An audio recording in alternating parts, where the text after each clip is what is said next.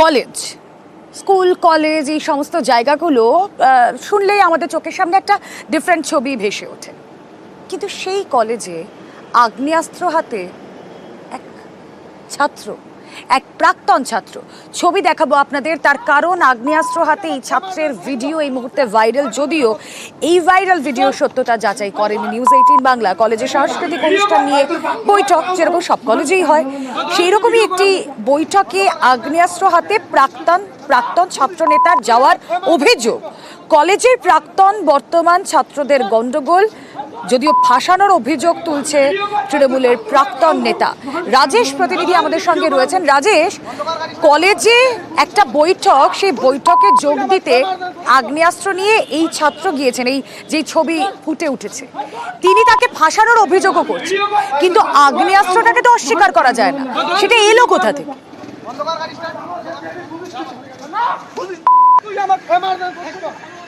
দেখো, একদমই যেমনটা তুমি বলছিলে, গতকাল শীতলকুচি কলেজে সাংস্কৃতিক অনুষ্ঠান নিয়ে একটি বৈঠক ছিল। সেই বৈঠকেই কিন্তু গিয়েছিলেন এই প্রাক্তন ছাত্রনেতা এবং তিনি তার সঙ্গীদের নিয়ে গিয়েছিলেন। এবং কলেজে যাওয়ার পরে কিন্তু প্রাক্তন এবং বর্তমান এই দুই ছাত্রদের অনুগামী এবং তাদের মধ্যে কিন্তু একটা ঝামেলার সূত্রপাত হয় এবং তাদের মধ্যে মারধরের ঘটনাও ঘটে। এবং এই প্রাক্তন ছাত্রনেতার যে একটি জ্যাকেট, সেখানে কিন্তু এই আগ্নেয়াস্ত্র রাখা ছিল, যে ভিডিও ইতিমধ্যে ভাইরাল হয়েছে, সেই ভিডিওতে কিন্তু দেখা গেছে। এবং এই ঘটনার পরেই কিন্তু শোরগোল পড়ে যায় এলাকায়। খবর পেয়ে পুলিশ ঘটনাস্থলে আসে, কিন্তু ওই প্রাক্তন ছাত্রনেতা কলেজ থেকে পালিয়ে যায়। তবে আগ্নেয়াস্ত্রটি পুলিশ উদ্ধার করে বলে আমরা পুলিশ সূত্রে জানতে পেরেছি। তবে ওই প্রাক্তন ছাত্রনেতা একটি ভিডিও বার্তায় যেটা জানিয়েছেন যে তাকে ফাঁসানো হয়েছে। তার বেশ, একবার শুনে নি বরং তৃণমূলের প্রাক্তন সেই ছাত্র নেতা তিনি কি বলছেন। মাঠের প্রথম ধাপের যে রাস্তাটা ছিল, সেই রাস্তায় আমাদের মারামারি হয়। সেখানেই আমি দেখি জেবির কোমরে একটা পিস্তল ছিল, সেই পিস্তলও গোপনভাবে বের করে আমার কোমরে সে দিয়ে দেয়। তৎক্ষণাৎ আমাদের ছেলেপেলে সমস্ত কিছু সবাই আচমকায় যেভাবে একটা আমাদের ওপর বন্দুক রেখা হলো, সকলে কিন্তু ভয় পেয়ে সেখান থেকে তৎক্ষণাৎ বেরিয়ে যায়। তো ওই বন্দুকটা নিজেরাই তারা বের করে পুলিশকে ফোন করে, এবং আমি যেটা বুঝতে পারি টোটালটা তাদের একটা চক্রান্ত ছিল। রাজেশ, চক্রান্তের অভিযোগ করছে এই ছাত্র নেতা, কিন্তু বিষয়টা স্পষ্ট হলো না, তার হাতে জোর করে আগ্নেয়াস্ত্র দিয়ে দেওয়া হলো।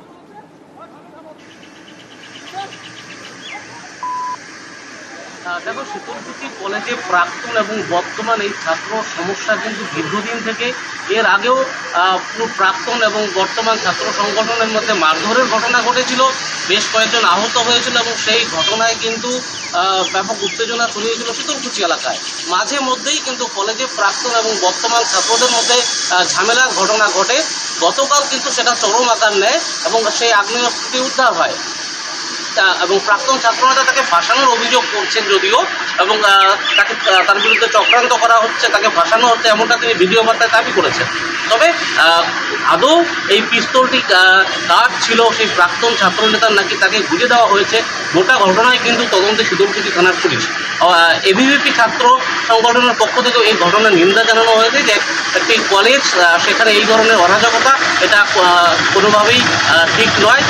জেলা তৃণমূল কংগ্রেসের পক্ষ থেকেও এই গোটা বিষয়টি বেশ নজর থাক।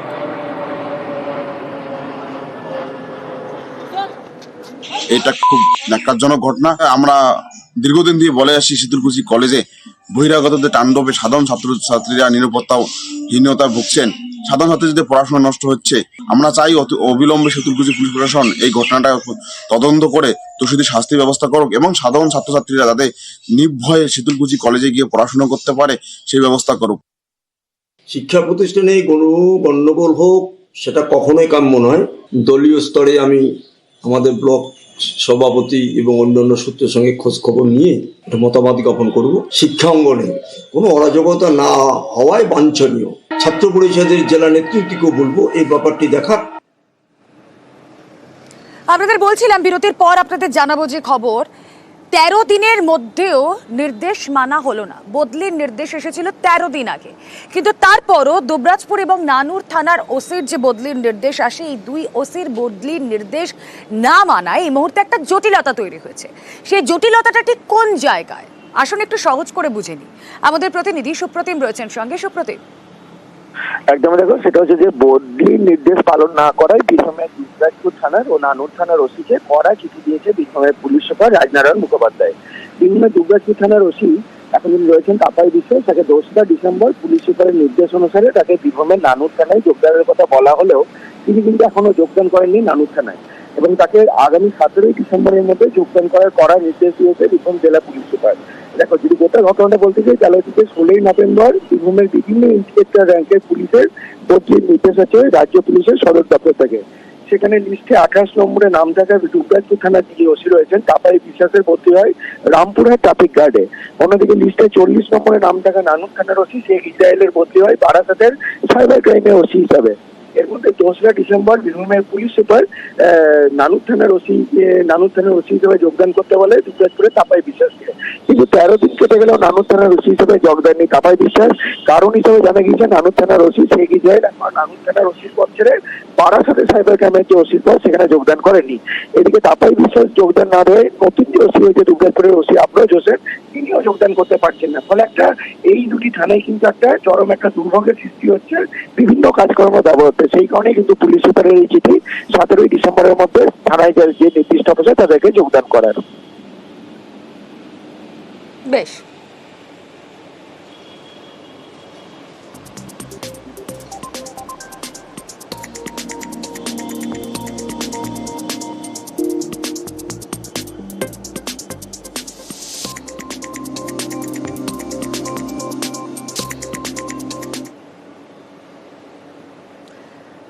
দু দেশের সম্পর্ক মজবুত করা, সুসম্পর্ক বজায় রাখা এই মুহূর্তে দরকার। কোন দুই দেশ? বাংলাদেশ এবং ভারত। এবং এরই মধ্যে এক ছাত্রনেতা, বাংলাদেশের এক ছাত্রনেতার এক বক্তব্য। কি বক্তব্য সামনে এলো? হাসিনাকে ছাড়তে হবে, শেখ হাসিনাকে বাংলাদেশে ফেরানোর দাবি, ভারতকে হুমকি বাংলাদেশের এক ছাত্রনেতার। শুনুন। আমরা শুধু ভারতকে একটি জিনিস বলে দিতে চাই, আপনাদের সাথে আমাদের সম্পর্ক কি হবে সেটা আপনারা আপনাদের কাজের মাধ্যমে নির্ধারণ করবেন। যেই খুনি হাসিনা এতগুলো মানুষকে খুন করে এই বাংলাদেশ থেকে পালিয়ে গিয়েছে, বাংলাদেশের মানুষের দ্বারা এই দেশ থেকে তাড়িত হয়েছে, সেই খুনি হাসিনাকে আপনারা আশ্রয় দিয়েছেন। যদি এই বাংলাদেশের সাথে আপনাদের সম্পর্ক স্থাপন করতে চান, খুনি হাসিনাকে বাংলাদেশে ফিরিয়ে দিন। বিবেকবোধের জায়গায় যদি আমাদের মনে হয় যে কেউ আপনারা এই অভ্যুত্থানের স্পিরিটের সাথে বিশ্বাসঘাতকতা করছেন, ইভেন প্রফেসর ডক্টর মোহাম্মদ ইউনূসও যদি হয়, আমরা তাকেও ছেড়ে কথা বলবো না। আর যে বাংলাদেশ এই তো গত সপ্তাহে কলকাতা দখলের হুমকি দিয়েছিল, সেই বাংলাদেশ এখন ঘরের চাপে জেরবার, ঘরের মধ্যেই প্রবল চাপে তদারকি সরকার। মোহাম্মদ ইউনূসের বিরোধিতা করতে শুরু করেছে বিএনপি, এবং বিএনপির তরফ থেকে বারবার ভোটের দাবি সামনে আনা হচ্ছে। অন্যদিকে আপনারা জানেন শেখ হাসিনা তিনিও এবার দাঁত ভাঙা জবাব দেওয়ার হুঁশিয়ারি দিয়েছেন।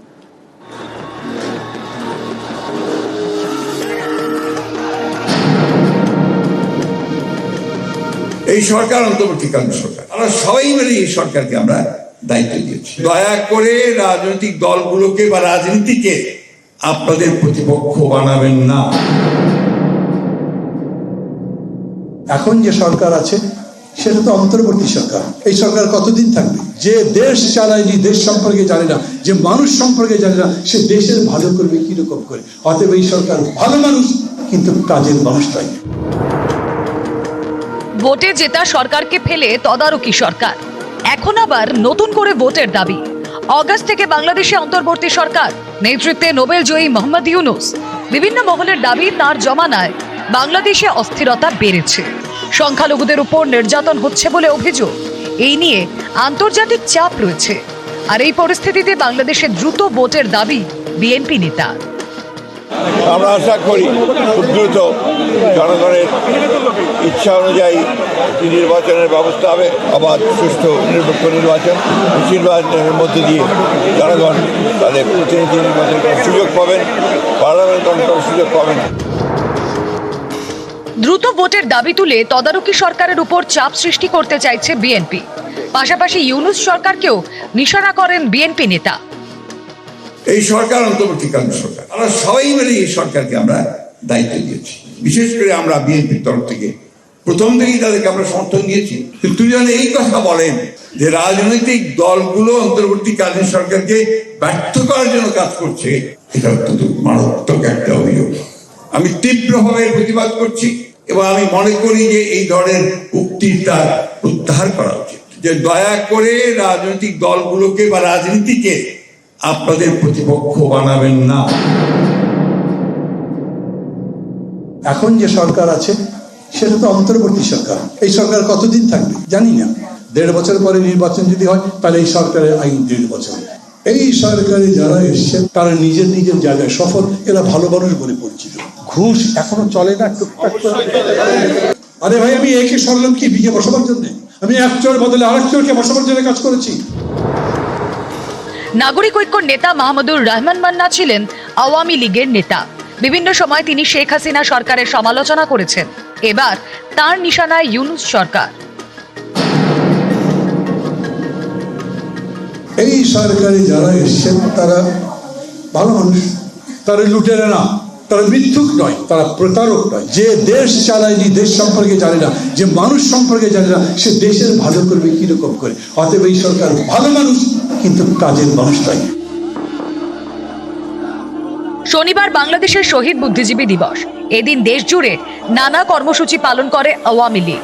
তার আগে দলের নেতাকর্মীদের বার্তা দেন শেখ হাসিনা, নিশানা করেন ইউনূস সরকারকে। বিবৃতিতে হাসিনা জানান, জাতির এক গভীর সংকটময় মুহূর্তে এবছর শহীদ বুদ্ধিজীবী দিবস পালিত হচ্ছে। স্বাধীনতা বিরোধী এবং বুদ্ধিজীবী নিধনকারীদের দোসররা দেশি বিদেশি ষড়যন্ত্রের মাধ্যমে নির্বাচিত আওয়ামী লীগ সরকারকে হটিয়ে অবৈধভাবে ক্ষমতা দখল করে সাধারণ মানুষের উপর অমানবিক নিপীড়ন নির্যাতন চালাচ্ছে। স্বাধীনতা বিরোধী অপশক্তির এসব অপকর্ম বীর বাঙালি কোনোদিন মেনে নেয়নি, ভবিষ্যতেও নেবে না। এদের দাঁত ভাঙা জবাব দেওয়ার জন্য আমি মুক্তিযুদ্ধের চেতনায় বিশ্বাসী সকলকে ঐক্যবদ্ধ হওয়ার আহ্বান জানাচ্ছি।